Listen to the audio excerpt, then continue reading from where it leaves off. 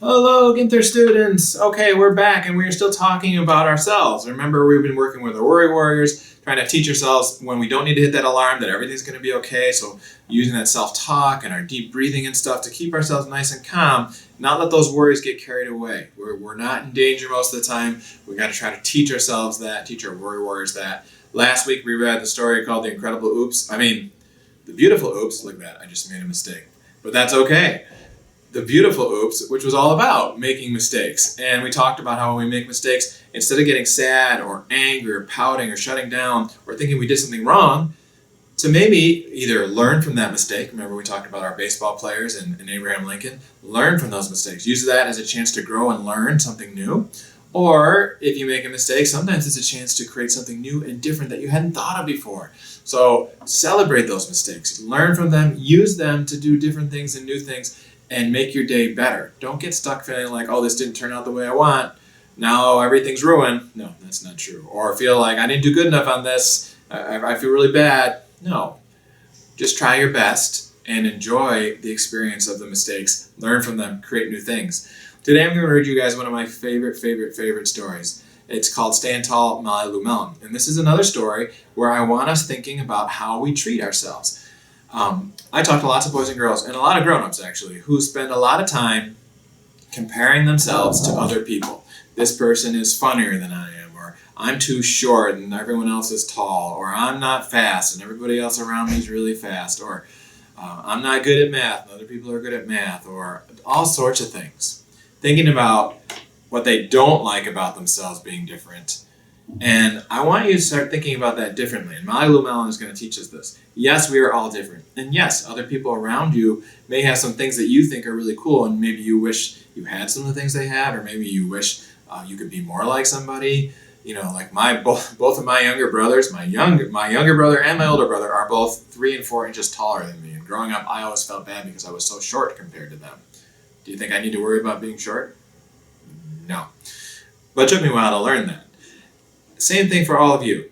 Yes, there are some things you might wish were a little different about you, but stop thinking about them as those things don't make you as good as other people. I want you to celebrate the things that make you you. And the things that make you different than other people, yes, you might not be able to do some of the things that they can do, but that means you can do different things. You can find things to celebrate about yourself. And My Little Melon is a great story that teaches us about celebrating who we are instead of worrying about what other people think of us or what other people are saying or doing. So we're going to read this story real quick, okay? Stand Tall, Molly Lou Melon. Written by Patty Lovell and illustrated by David Catrow.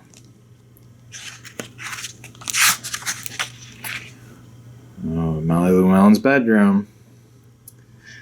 Molly Lou Melon stood just taller than her dog and was the shortest girl in first grade.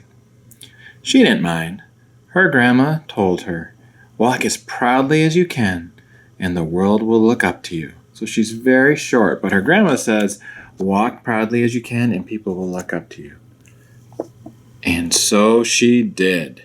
And look at that. She's using her short size. She can do things that people that are bigger can't. Now, important tip, boys and girls, do not try that at home. This is just a story. You are not to try to do things like that at home. But this is a story, so look at her friends and all her animals are looking at her and they're very impressed with her, even though she's very short.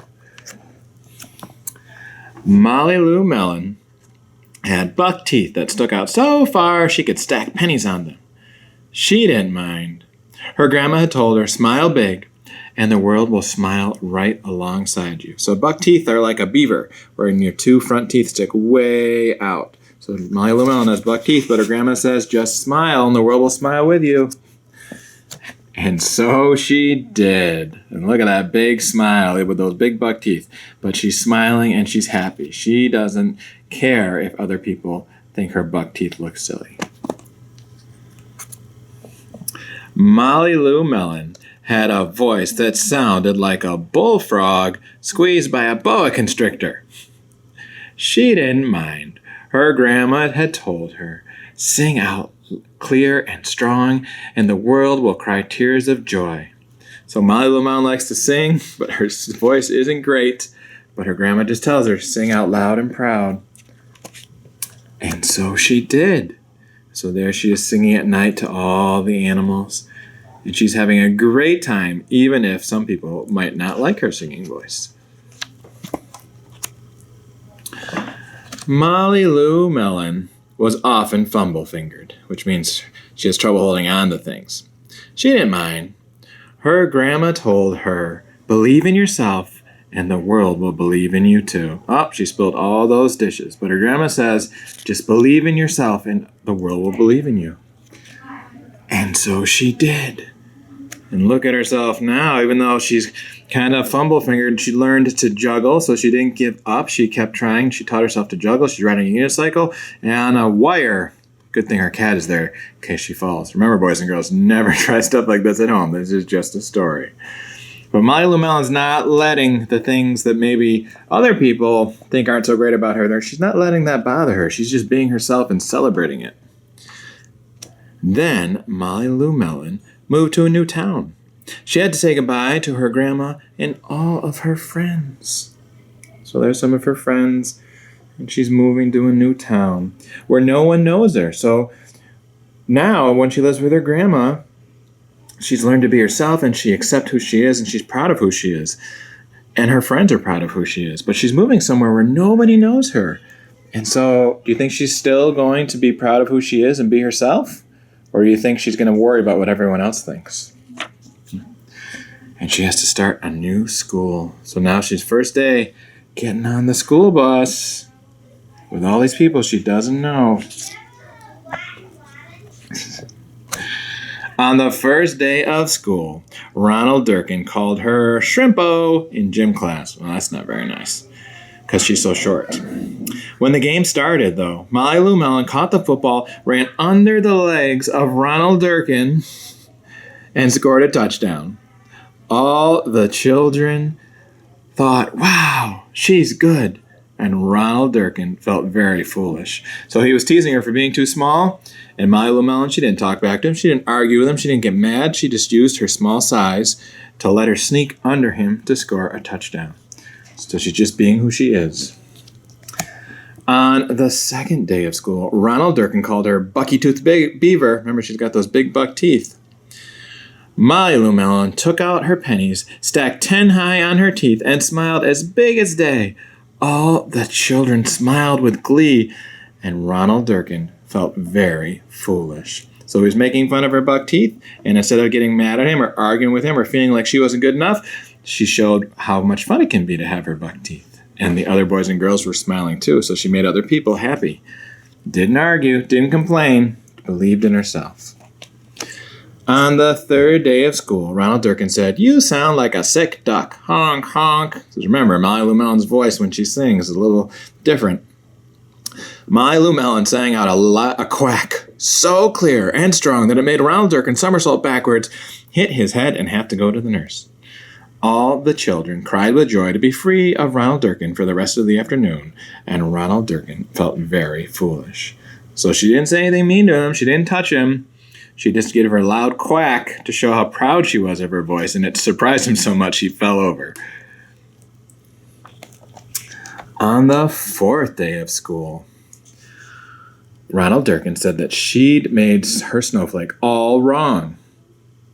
But Molly Lou Melon opened up her paper and revealed the most beautiful snowflake of all. So he's telling her she's doing her work wrong. Has that ever happened to you, boys and girls?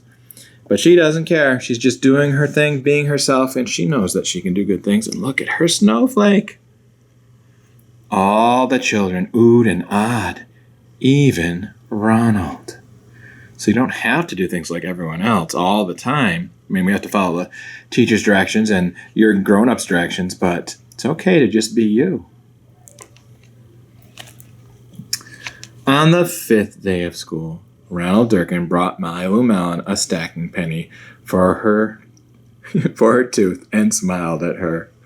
So he finally realized Molly Lou Melon's pretty cool, just being who she is, and he's not going to keep teasing her anymore. So that was kind of his way of apologizing to her, and so that he knows now that Molly Lou Melon's pretty awesome, just the way she is, and he shouldn't be making fun of her, and she doesn't need to change. That night, Molly Lou Melon took out a pencil and a paper and wrote a letter to her grandma. "Dear Grandma, I wanted to tell you that everything you told me was exactly right.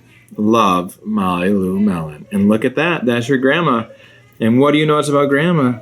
She's small, just like Molly Lou Melon. And then maybe that's why her grandma knows. It's okay to be different. Accept who you are. So that is our Molly Lou Melon story. All right, so that's my story about Molly Lou Melon. I hope that you all liked it and got the message. Molly Lou Melon was very different than a lot of the people around her. She was shorter, she had her buck teeth, she has a singing voice that was very different.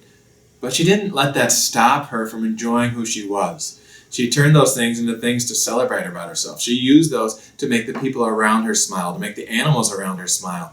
And people loved her for it. Even Ronald Durkin, who started off being pretty mean, eventually he realized, you know what, this girl's pretty cool just the way she is, and I'm going to stop teasing her, I'm going to start enjoying her company. I want all of you at home, that includes the grown-ups, to remember that lesson. Don't worry about how we're different than other people and thinking that that doesn't make us as good. Stop thinking like that.